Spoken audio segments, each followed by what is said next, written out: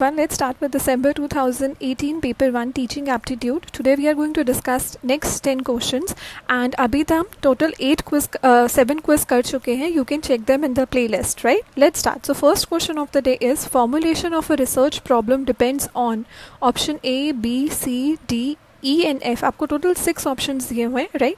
And you need to इसमें से जो करेक्ट ऑप्शन है आपको वो सेलेक्ट करके आपको 4 ऑप्शंस दिए होंगे, उनमें से आपको राइट ऑप्शन मार्क करना है. So let's do one thing, let's go it one by one. पहले ऑप्शन ए पढ़ते हैं. A says what is the object behind the researcher choice. This is absolutely correct. Formulation of a research problem, जब भी हम कुछ research problem पे काम करने वाले होते हैं तो हम इन चीज़ों के बारे में ज़रूर सोचते हैं कि उसका ऑब्जेक्ट क्या है, मतलब उसका रिसर्चर की चॉइस से उसका क्या मोटिव हो सकता है, right?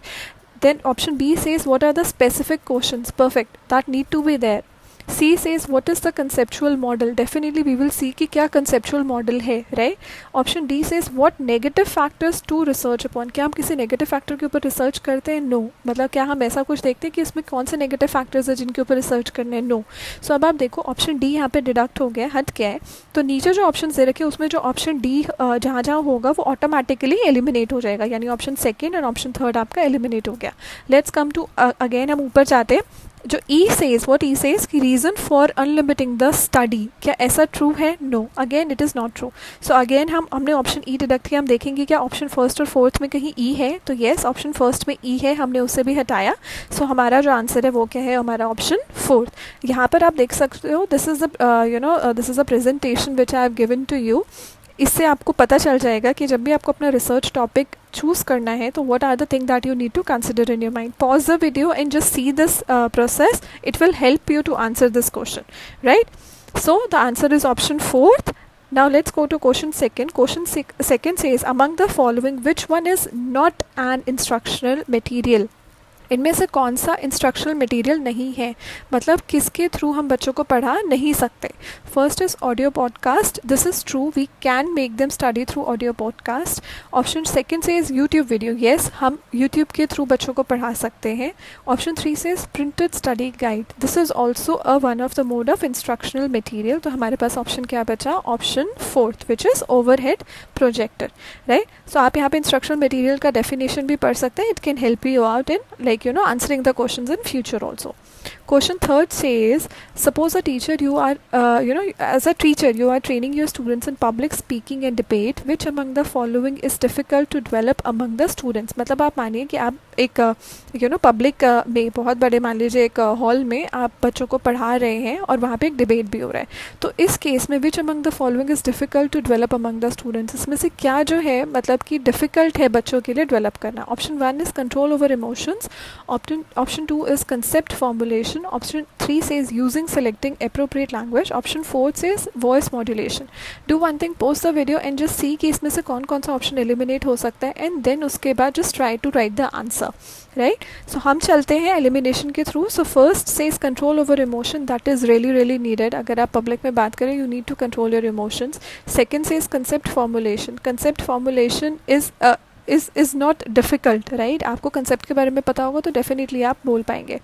Third is using selecting appropriate language. Again मतलब अगर आप इंग्लिश में मतलब इंग्लिश मीडियम में किसी को स्पीच दे रहे हैं, इंग्लिश के किसी टॉपिक पे स्पीच दे रहे हैं, तो डेफिनेटली आपको इंग्लिश में बात करना होगा. अगर संस्कृत के किसी टॉपिक पे बात करें तो you need to speak in Sanskrit, right?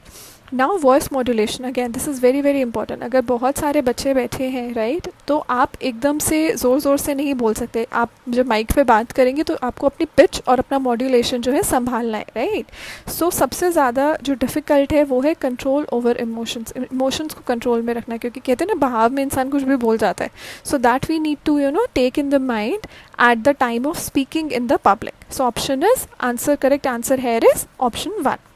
Next goes to fourth question of the day, which says which among the following is the best advantage of choice based credit system. इसके लिए पहले आपको पता होना चाहिए कि choice based credit system होता क्या है. It is actually a learning platform wherein the student or the knowledge seeker has the flexibility to choose their course from a list of elective course and soft skill courses. So this is a student centric approach actually. So इसमें क्या होता है, आपको बहुत सारे options दिए होते हैं, जैसे सब्जेक्ट दिए होते हैं, option 1 2 3 4 5, एंड उसके आगे क्रेडिट लिखा होता है 8 credit 8 credit 8 credit and 8 credit. उसके बाद आप उसमें से अपना जो भी सब्जेक्ट है वो आप चूज़ कर सकते हो। This is basically for the students actually, जो कि मतलब अपना फेवरेट टॉपिक सेलेक्ट कर सकें, राइट। सो अब इसमें से बोला है कि इसमें से क्या एडवांटेज है इस CBC सिस्टम का। Option first is shift in focus from teacher centric to student centric. This is perfect, yes, ये स्टूडेंट सेंट्रिक को ध्यान में रख के बनाया गया है। ऑप्शन सेकेंड से is improving classroom attendance. No, it has nothing to do with the attendance, so ये ऑप्शन कैंसिल। ऑप्शन थर्ड से is helping teacher to complete syllabus on time. Again no, it has nothing to do with this, because मान लीजिए कुछ बच्चे हैं वो option A चुनते हैं, ऑप्शन बी चुनते हैं, ऑप्शन सी चुनते हैं, तो it has nothing to do with the teacher. Now option 4 says reducing examination anxiety among students. Again no, it has nothing to do with this thing. So answer is option 1, CBCS, shift in focus from teacher centric to student centric education. Now comes to question 5th, which says the components of a research design are. See, ऐसे questions का answer देने के लिए I would really suggest you guys कि आपको उनके meaning at least पता होने चाहिए, सो दैट आप थोड़ा एलिमिनेशन के थ्रू आप उन क्वेश्चंस के आंसर दे पाओ। सो यहाँ पे पूछा है कि क्या क्या कंपोनेंट्स होते हैं एक रिसर्च डिज़ाइन के। आपको यहाँ पे ऑप्शंस दे रखे हैं टोटल 6, एंड आपको इसमें से जो सही ऑप्शन है उसको सेलेक्ट करके 4 ऑप्शंस में से करेक्ट करना है। Option first is comparison, this is absolutely right. Option B says control, right, this is one of the most important component of research design. Option 3 says reactivity, it is not a component of research design, never, right. So option C जो है बता देंगे। अब आप देखिए option C नीचे कहाँ पर है। सो आप ऐसे देख सकते हैं ऑप्शन फर्स्ट में सी था, ऑप्शन सेकंड में सी था, ऑप्शन थर्ड में भी सी था। Automatically your answer is option fourth.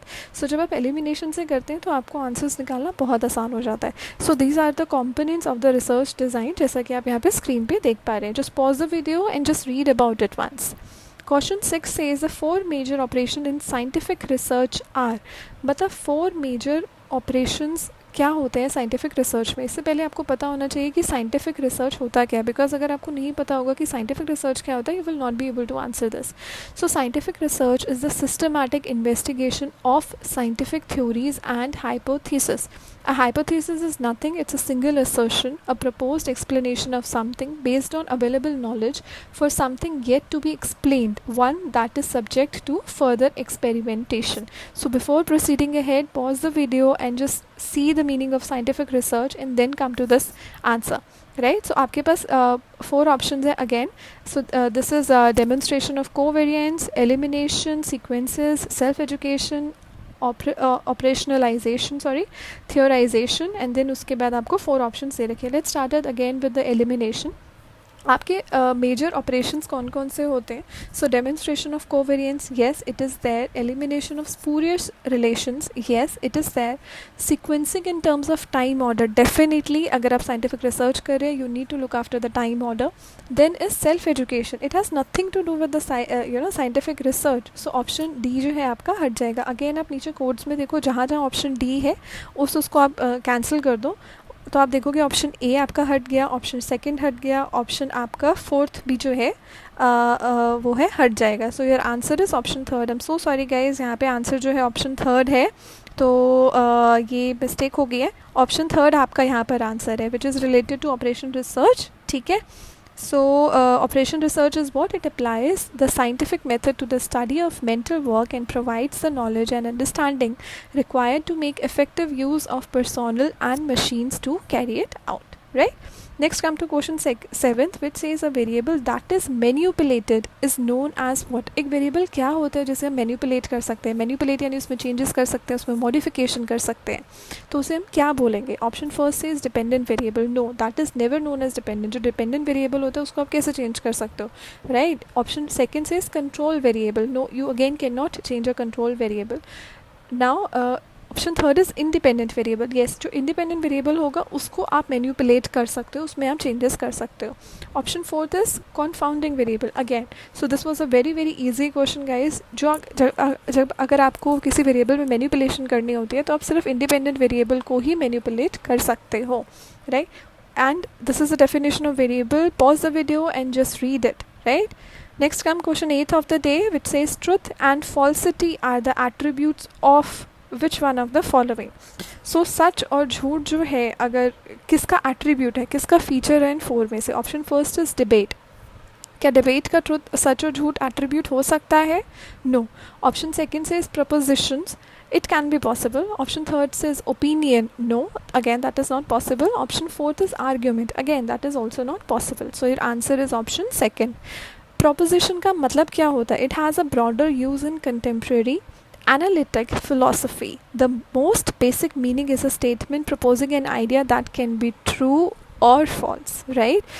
True or false जो attribute है वो सिर्फ proposition का होता है. Apart from that, nothing. Now comes your question 9th, which says negative criticism as an element of classroom communication will lead to what. अगर मान लीजिए एक जो negative criticism है मतलब कि negative remarks हैं, ठीक है, एक क्लासरूम कम्युनिकेशन के अंदर, मतलब क्लास में बच्चे पढ़ रहे हैं और उसमें अब नेगेटिव जो है फीडबैक मिल रहा है, क्रिटिक्स हो रहा है, तो उस केस में क्या होगा, मतलब व्हाट विल हैपन. सो आपके पास टोटल यहाँ पे 6 ऑप्शंस अगेन दिए हुए हैं and then you need to select the right code of the following. Let's start with the elimination only. Option first is external sympathy. See, classroom के अंदर हो रहा है जो भी हो रहा है, it has nothing to do with the external sympathy. So option A आपका हट जाएगा. Again see, ये option A कहाँ पर है हमारे codes में. So आप देख सकते हो option third में है तो ये automatically eliminate हो जाएगा. Option B says justification. This is true, मतलब it will lead to justification. अगर आप negative criticism दोगे तो definitely it will lead to justification. Option C says defensiveness. Yes, this is again true. Option D is demotivation. Definitely अगर class में negative discussion हो रहा है तो this will lead to demotivation. Option E says supportive listening. No, अगर class में negative criticism एक element है classroom communication में तो it has nothing to do with the supportive listening. इससे supportive listening कैसे होगा, इससे negative listening होगा. तो again this option will also be cancelled. Option F says confrontation, empathy. Yes, that will be there. So अगर हमने option E को हटाया तो आप कोड्स देख सकते हो. ऑप्शन सेकंड कोड और आपका फोर्थ कोड जो है ऑटोमेटिकली हट गया, तो आपका आंसर क्या हुआ, code 1. Right. Next comes to question 10th. So the question 10th says the rhetorical approach in a classroom communication considers teachers as dash agent of student. So before proceeding ahead आपको पता होना चाहिए rhetorical approach होता क्या है. Rhetorical approach to writing examine text primarily as act of communication और as performances rather than as static object. Rhetoricians study both production and reception of discourse. So rhetorical approach जब हम classroom में use करते हैं for the communication और teacher उसको use करती है, right, dash agents of student, तो ये किस पर्पस के लिए यूज़ होगा. आपके पास 4 ऑप्शंस दे रखे हैं. First is influencing. Yes, that can be there. अगर आप एक ऐसी अप्रोच यूज़ कर रहे हो कम्युनिकेशन के लिए जो कि आपको परफॉर्मेंस पे ज़्यादा फोकस करती है रेदर देन स्टैटिक ऑब्जेक्ट पे, तो yes that can influence you. Option second is non official. It has nothing to do with the non official agents.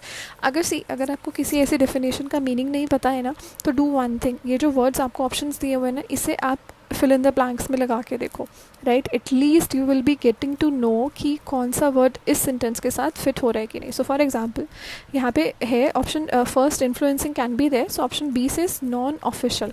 ठीक है, अगर हम इसमें डालते हैं teachers as non official agents of student, ये तो बिल्कुल भी नहीं जा रहा है. Option third says academic. Yes, that can be possible. Teachers as academic agent of student, right? academic agent, like see, it has no sense, right? So आप इसे भी हटा दें. Option fourth is official.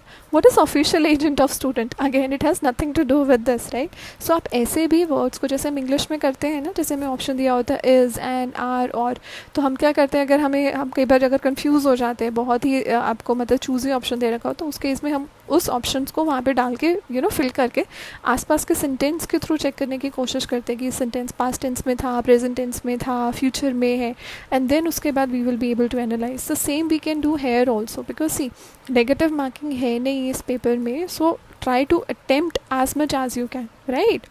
So answer is option first, which is rhetorical approach. So thank you so much guys. आज के हमारे 10 questions हो गए. This is from December 2018 paper and I'll try to cover as much more. Do subscribe the channel if you like these questions, and I'll try to cover as much as possible. Thank you for your time. Bye bye.